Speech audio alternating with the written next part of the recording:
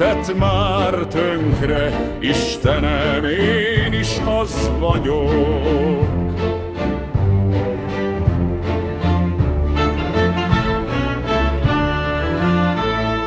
Bár csak hallgattam volna rá a nagy vezér szavára, ma otthon lennék én is, már nem vinném ezt a bánatot.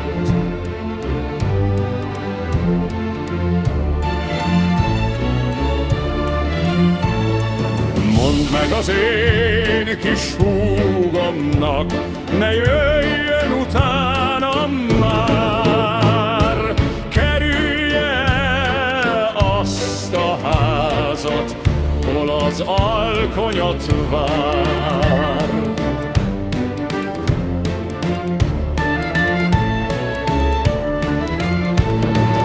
Anyám régen varrónő volt, egyenruhát vart nekem, kedvesem az éjt szereti, Budapesten isik velem.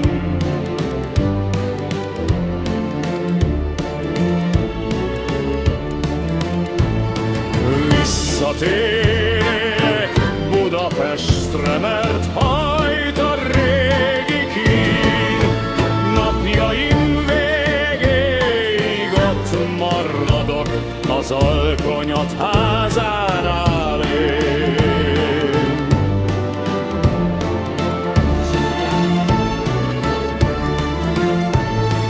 Ott van az én sorsom írva a Turul árnyékában,